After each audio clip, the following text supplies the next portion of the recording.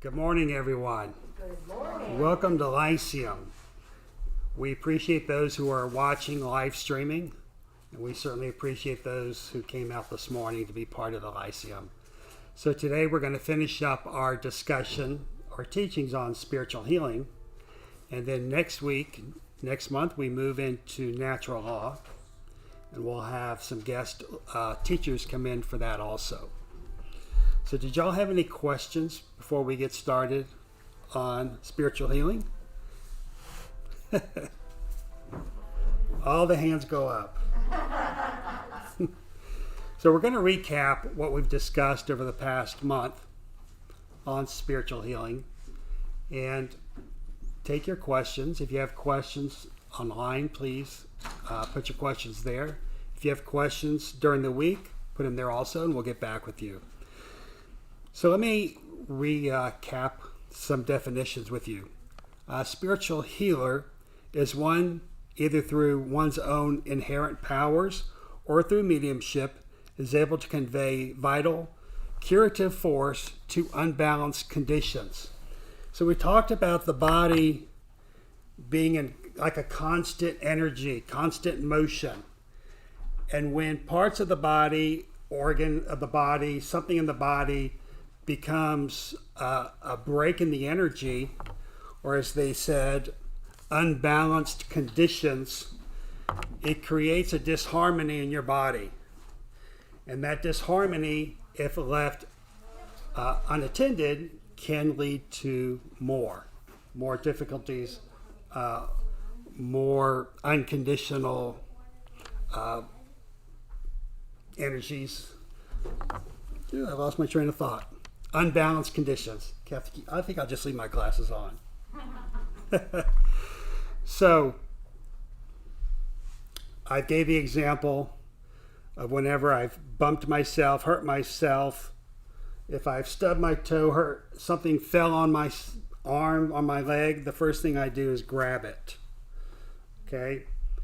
Because I think our body knows we can start to heal ourselves. So we grab the area and hold it. And what we're doing is we're trying to restore the healing process. We're trying to restore the energy flow, get it flowing again. And what I will do, which I've shared before, is I'll start doing, if I hurt my hand or arm, I'll start doing this, getting the energy flow back going. If it's this area, I'll start way up here and just start flowing. Back and forth, just getting it going. That's my way of letting my body know, let's get the energy flow going again. A spiritual healer works with the spirit, mind, emotions, and the body of the recipient. A spiritualist healer is aware that once stress is removed from the mind and emotions, the body will respond naturally. This brings about holistic healing to the patient. So we're always working on the physical, but we also have to remind ourselves to work on the emotional. Morning, Richard. Good morning. How are you doing today? I'm good. Because the body is one vibration of energy. So even though I hurt my arm, I'm working on healing that. I've got to make sure everything else is in balance and in check so it all works harmoniously together. Questions on that? How does one do that? Do which one? Harmonize all those energies working in balance. If I was to hurt my arm, you just walked in before I said this, I naturally start visualizing the energy flowing back together. I visualize either through meditation, through prayer, through mantras. I start talking about I need the healing process to take place. I need the healing to come in. I ask the source to come in to help. I ask guides or angels, whatever your belief system is, to come in and to help to restore me back to a balance. That's how I do it. Now, if I feel it is very serious, will I go to the hospital? Absolutely. Pay my $30 copay and ask for help if it's that serious. Now the doctor will do their medical thing. I'll come home and I'll start doing my spiritual thing. We work in harmony together. We work in harmony together. Did that answer your question, sir? Partially? It's a complicated subject. It is. It is. But you have to be in the right frame of mind. I talked yesterday about a friend that is alcoholic, on drugs. You know, their mind and body is out of harmony. Okay? In order for them to get back in balance, yes, they've got to start cutting back on the addictions, but they also mentally need to start supplanting the idea that, yes, I can get better. Yes, I can let go of addictions. Is it instantaneously? Usually not, but it's a process. We have to let go of negative and replace it with something more positive. Whatever that negative is, whatever that positive is, to keep the body balanced and in harmony. So our spiritual prayer that we say during healing, I ask the great unseen healing force. The great unseen healing force is the God force, the God energy. Depending on your religious beliefs, Jesus, Buddha, whatever it is, Allah, whatever your source of energy is. As spiritualists, we're not saying you have to do it our way, but we just give you a template on how to do it. We ask the great unseen healing force to remove all obstructions from my mind and body. That's what it is, and it's an obstruction of energy, an obstruction of thought, an obstruction of something you're always saying, I can't do something, I'm not going to heal, okay? You've got to change the way you think, you've got to change the way you say things. To restore me to perfect health, that's interesting.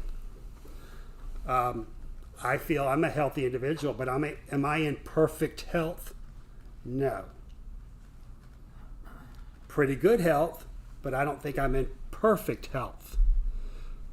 But do we strive for perfect health? Or do we strive for pretty good health? What do you think? Corey, what do you think? Pretty good. Or Susan? Yeah, to get by, most people. Just let me get by. Right. Okay. Susan, what were you saying? I was saying mostly for pretty good is great. Sometimes pretty good is great, greater than what it was. Richard, what do you say? Just that it allows me to be what God has made me to be. You know, there's no blockage. That's right. Whatever the source, God, infinite intelligence, what is your plan for me? Wow, where did that come from? What's your plan for me? Do you want me to be in perfect health? Do you want me to be so-so health? Do you want me to not have any good health? What do you think, John? Well, there's obvious things that if you put into motion, physical exercise and dieting, if you're overweight, that they're going to affect you in a positive way. Right. If you go to the gym 5 times a week and you eat vegetables a lot instead of garbage, you know, this is going to obviously going to change you. So common sense comes into play. And then some people, you know, they have addictions and stuff. I certainly did. And sometimes you think they're never going to go away, but with prayer and concentrating and physically moving my body away from certain situations like the projects or the dope house or the bar you know, you have to physically stay away from these places. Mm-hmm. And then things miraculously get better. You know, if you don't go to the bar, you don't wake up with a hangover. Oh my God.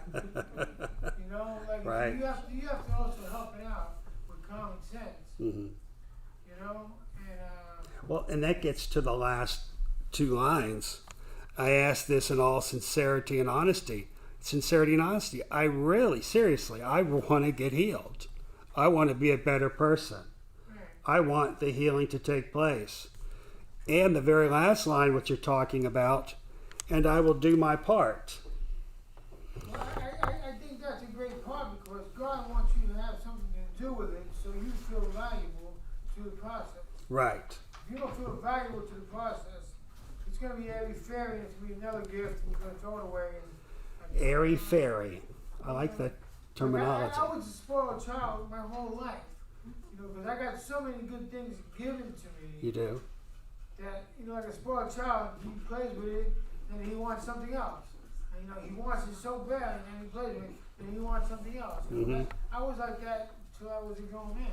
Right. You know, because I'm not saying things came for free.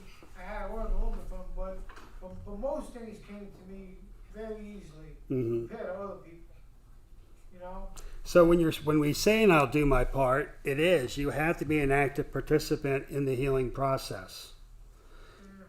You know, and it might take a day to be relieved of the negative. It might take a month. It might take a year. You just got to keep having the faith every day when you wake up that, hey, today's a new day. I'm going to be better than I was yesterday and better than the day before. Now, we don't live in a vacuum. Most of us don't live in isolation. So there are times the universe, in my opinion, will test us. Am I right? They'll test you. How are you doing on your progress? We're going to send an energy your way, and we're going to test you to see how you're doing. Agree or disagree? I disagree. You disagree. Okay, yay. I'd love to be challenged. I think that the universe is always conspiring in my favor. Oh, good. Good. So I think sometimes things happen that it wasn't the way I wanted it to be, but it always ends up strengthening where I was going or helping me get there or adding to where I was going. So You're absolutely right. It's your perception, isn't it? yeah. You can perceive things as positive or negative. You learn from every experience you encounter. Yes, Susan? See, that's where I was kind of going because I got a myriad of health problems. And like my lab levels are like a merry-go-round. They're up and down and they're all around. And I speak to a lot of doctors. But I feel good. I'm great. I'm having a good day. Mm-hmm. You know, that's fantastic. So, you know, what's the goal? I guess Well, it's- what's your goal? I just to be as all the mediums say I live long, so I want to live long and prosper and be healthy and really be healthy for all the time and to do my part. Mm-hmm. The virus has given in to me because I used to go to the gym, you know, 4 or 5 days a week, 2-3 hours a day, and now I got so many risk factors I wouldn't go near a gym. Plus, it didn't reopen. But they're that good for me. But what did you? I'm gonna do my part and find the ways to be better. And if I can feel good.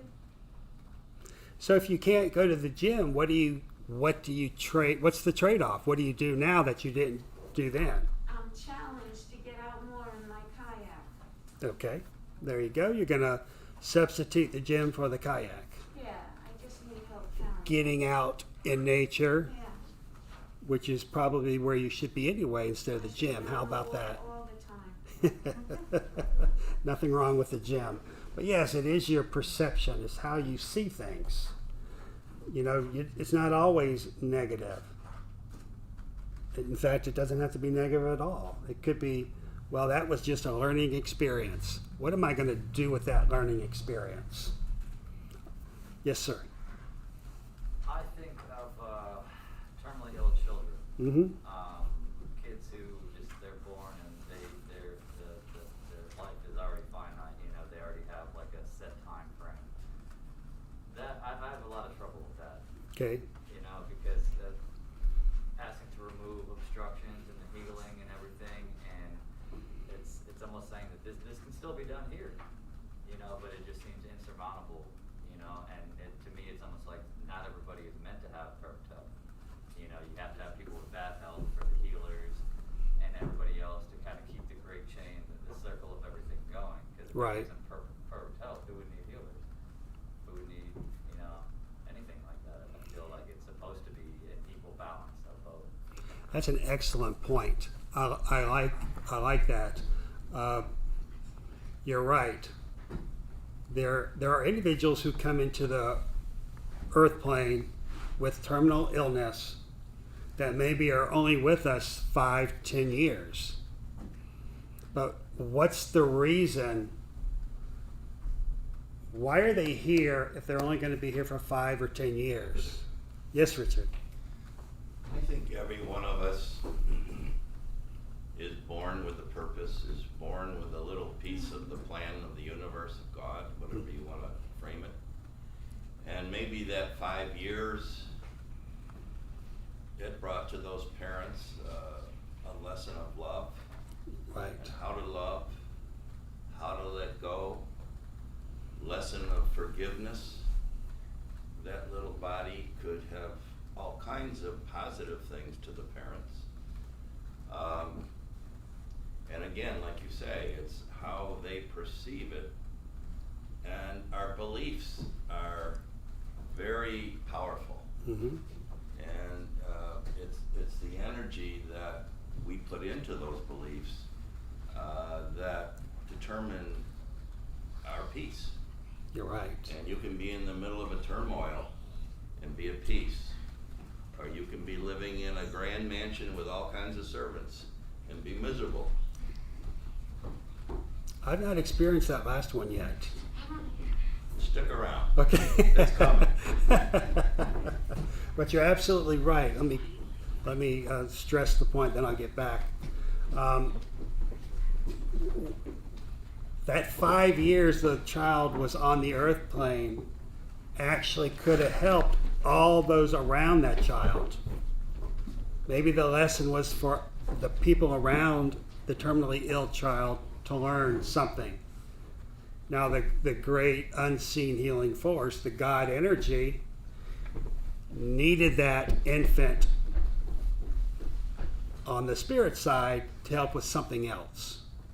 What were you going to say, Corey? You kind of answered it right there with one. Because I was like, what's the purpose of somebody just to come onto this earth plane just to suffer their entire life and then go? Right. You know? Yes, Susan. Can I testify to that? Sure. Actually, because when I was meditating, I got into finding my relative who died in the Spanish flu at the age of 3. Mm-hmm. Serafina. She comes to me and as the angel and it, I mean, ironic, this flu, that flu, I discovered her and she's just a support to me. And I never expected, you know, because like it's a weird name in my family, Serafina.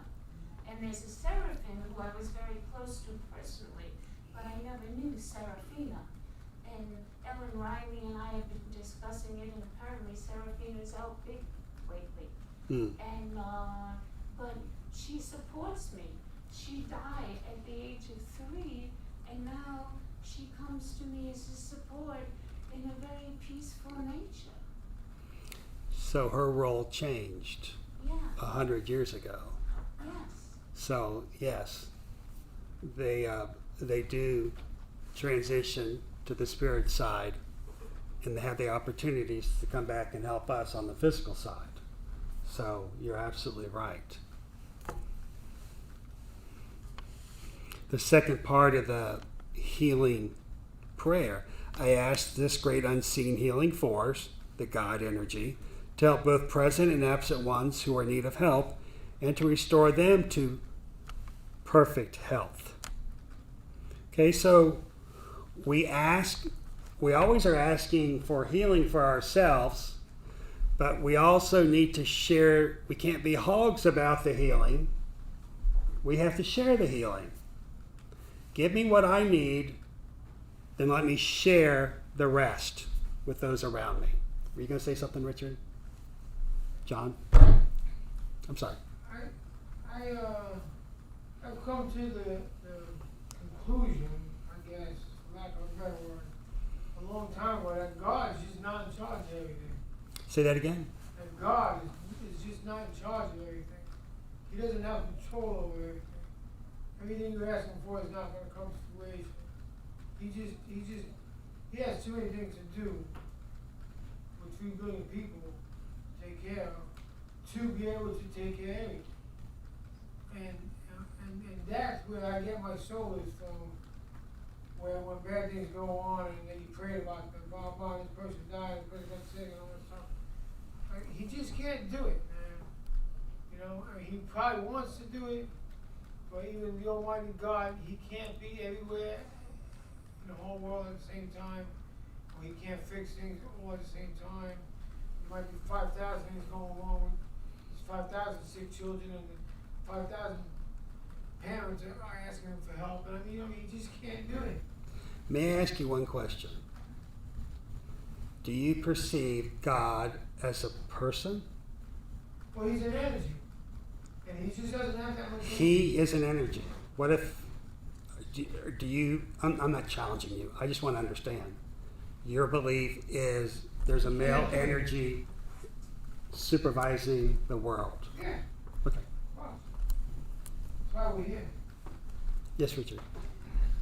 People say, why would God allow something like this to happen? Mm-hmm. And I've come to the conclusion, being here for 23 years and listening to thousands of people's lives in my office, that God didn't do it. It's the lack of God in man's heart that did it. God gave us, or the energy was given to us for choice, for good or not good. And we can choose to be of service, or we can choose to be an anarchist. Mm-hmm. And that is not God. That is God giving us choice to learn lessons. And our beliefs are what I think is the biggest cause of a lot of, and I'll put religion and all that into that, politics, everything into that basket. Our beliefs are what create good and evil. Okay. And if we're locked into a belief, I'm a conservative, I'm a liberal, and we close our minds to growth and wisdom, then eventually we're going to hit a wall. Right. Jamie, did you have something? We had an online comment from Mary. She said that I believe too much emphasis is placed on the health of the body, which will decay and pass away eventually. The health of our metaphysical heart is more important. I like that. I like that. We always got to keep the heart, if we call it a chakra, an energy field, we always got to keep the heart in the purest place possible. Thank you, Mary, for that. I like that. My belief in God is not a gender, male, female. My belief in God is nature. Just the universal energy is God. When I walk out, when I look at each of you, I see God. When I go out in nature, I see God. In my mind, I'm not saying I'm right and John's wrong, but in my mind, my belief, God is everywhere I look, the creation. I say the creator. When I say the creator, in my mind, I never picture a person. It's just the source, the energy source of the world. That's my belief. That's my belief. But I respect everyone else's belief, how their interpretation and their oneness with their God is. And that's okay. That's okay. In the last sentence of the prayer, I put my trust in the love and the power of God, the God of your understanding. Years ago, I used to watch a religious program. I believe it came out of Texas. And there were 6 or 7 different faith pastors talking. And I never saw a spiritualist pastor invited or on the panel, even though they said if you'd like to participate. They're always like the top 7. And they always ended the show, which I appreciated, saying, the God of your understanding. And so I like that, the God of your understanding, because we might have different understandings of our God. So we're going to have different understandings of healing and how our God, the God of our understanding, is going to heal us. Susan? Well, I agree with you. That's why I think for Hindu, Muslim, you're Islamic, you believe in a trifling God. I don't put you down for how you imagine God to be. I include everything as being reasonable. Right. I like that. Everything being reasonable. Any questions from the new visitors that snuck in? Any questions? All right. So we have different types of healing that, as a spiritualist, we talk about. On the back wall, on the what do we call that? Chart. The desk. Oh. Desk-looking thing. When I'm up here lecturing, in my mind, I just can't think logically. Where the desk is, we have absentee healing. At any time, you put the first initial, the first name, and their last name, and every week that is collected, put in an email, and sent out to all the healers in the camp. So individually, they're all sending healing to the individuals. So that's called absentee healing. But the person who put their name on the list is doing their part. They're asking for the absentee healing from the healers. So they are doing their part.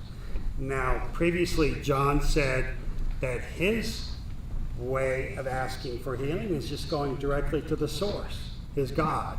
And that's fine. Absolutely fine. There's nothing wrong with that.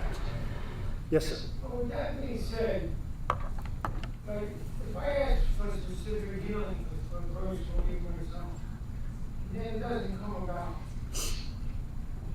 So then I go, okay, my lack of faith, my lack of belief, it's not God's form. You know? So right there, I'm bumping one right there. Well, John, you're putting a lot of pressure on yourself. As the healers, even if you're not a certified healer, we're all healers. We see the names. We ask for healing to go to that name. Then we get out of the way. Whatever the healing is between that name and the source, the God, that's between them. All we're doing is sending the healing. Yes, ma'am. Tell me your first name. Eileen. Eileen, thank you.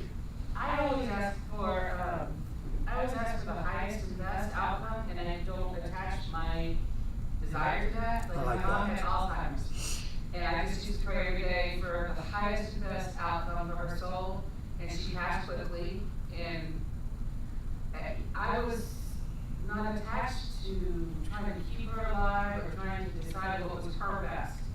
So even like my friend, if a friend going in surgery, I was going to pray for them.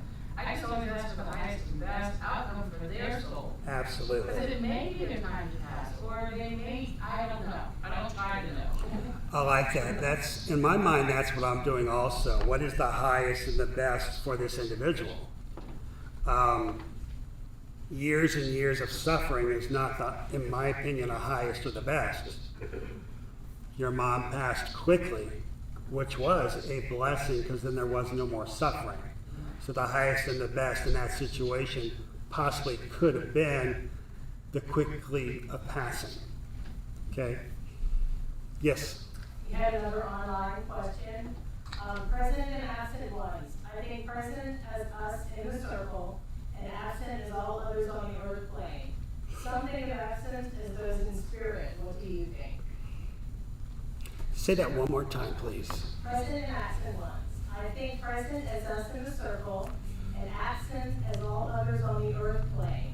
Some think of absent as those in spirit. Correct. You know, that could go both ways. I do like the way that person's thinking, to help both present and absent ones. Correct. Those that are present here, we're sending healing to. Those who are not here that need healing, we send them to. But, you know, just because you go on over to the spirit side, you still need healing. I'm on the belief, I believe when you pass over, you don't always pass over to a perfect, harmonious being, spirit being. I believe you do have that chance to learn and to grow even on the other side. Now, Susan's relative is coming back to help her, you know, from 100 years ago. She needs something from you as much as you need something from her. Does that make sense? Okay? I don't know what the spirit world needs from me, but I can let them know what I need from them. If they let me know, I'd be happy to help them out on this side if that's what they need. But their job may be just to watch over Susan and help her through her situation, watching over your mom, helping her pass quickly if that was the divine plan. Thoughts on that? Yes, ma'am. Tell me your first name. Hazel. Hey, Hazel. What do you think of people that maybe stay here a long time suffering is because they're burning off karma that they may have made? I kind of believe that if someone is sick and it takes a long, lingering time, that there's some kind of karma that they're paying for. And Okay. if they don't pay it here, they're probably going to pay it when they go over. Hazel, correct? Hazel? Yes, Hazel. Hazel, I'm not gonna 100% agree with you Okay. based on my knowledge at the moment. Tomorrow's knowledge, I might agree with you more, but today's knowledge, my knowledge, I'm not gonna agree with you 100%. Me personally, I don't believe it works that way. Okay. What would be the point? Let me ask you that. What's the point of continuously suffer because of karma? Let me just ask that so I can understand you better. If you were a person that had done some terrible things Mm-hmm. in your lifetime, and I kind of come to believe that you're paying for it one way or the other in God's eyes.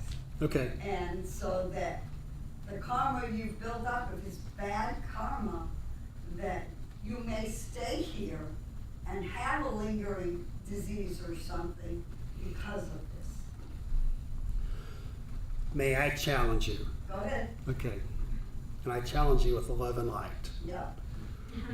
Why would God even worry about that? Why would God personally pick that individual and say, you know, they were bad? I mean, Yeah. we've seen Hitler was bad. We've seen bad people. Why? Why would my loving God want to do that? I Well, want to get you thinking so I can understand. I grew up Catholic. Me too. Purgatory and all that. Hell, purgatory, heaven. Before you get up to it, everything is wonderful. You gotta pay to get there. So I think that's my thinking. At this moment in my life, I'm going to disagree with you. I respect you 100%, Hazel. I'm going to disagree because I don't believe my version of God would want to do that. I believe that individual, in their mind, knows they're done wrong, Right. and they're not ready to let go of the wrong, Makes the sense. wrongness that they've done over the years. That's just my thought today. Okay? Until I learn differently or someone shows me differently. So that individual's lingering, they're causing their own emotional stress, their own hell on earth, if we can say that. Spiritualists don't believe in hell, but hell being disharmony.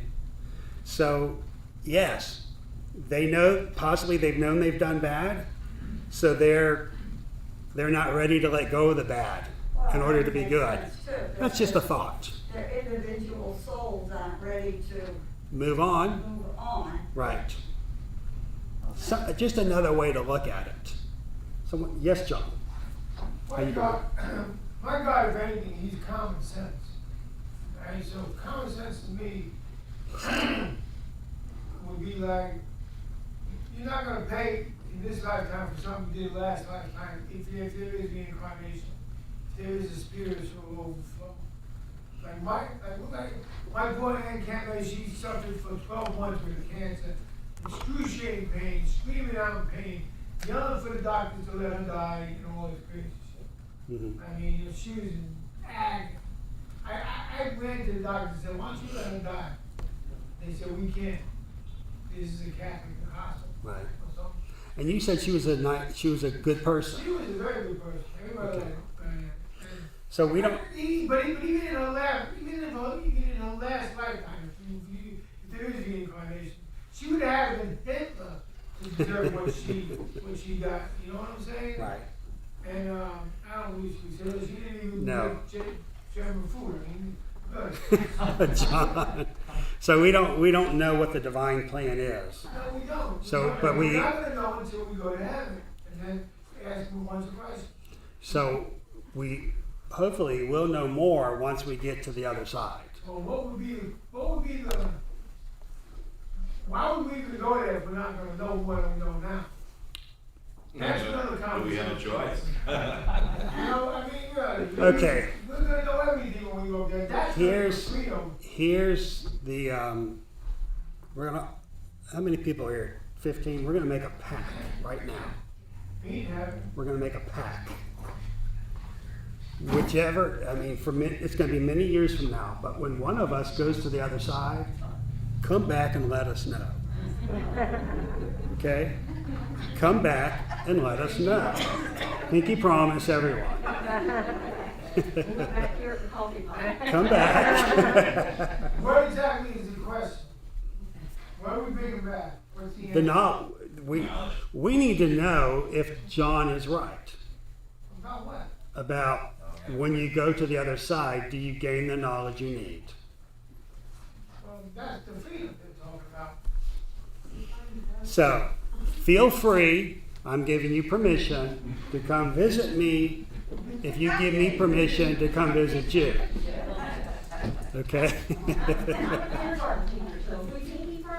Yeah.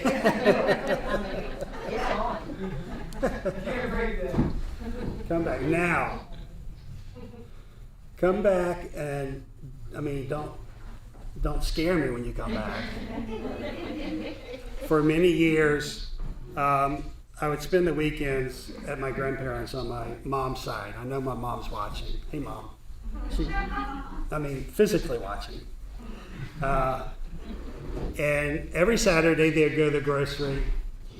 And when they would come back, I would hide behind the door.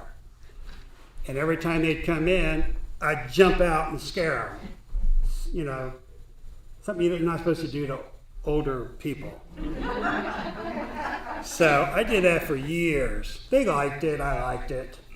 But then when they passed over, I said, I don't want you coming back and hiding behind my door. So I'm asking you, with our pinky promise, if you come back, don't hide behind my door. Don't hide anywhere. Just show up and say, hey, either I'm right or I'm wrong. That's all we ask. We only have a couple more minutes. Richard. When we talk about knowledge, John's talking about we would gain knowledge on the other side of life. As an infinite being, if we call God here in Cassadaga infinite intelligence, we are humans living spiritual experience. And the capacity, as we think about our humanness going over on the other side and looking at all this infinite knowledge, I don't think that's the way it is. I don't think the infinite intelligence ever meant us to be infinitely wise. Okay. You know, 1 Corinthians chapter 12, Paul's letter to the Corinthians, he talks about the 9 gifts of spirit.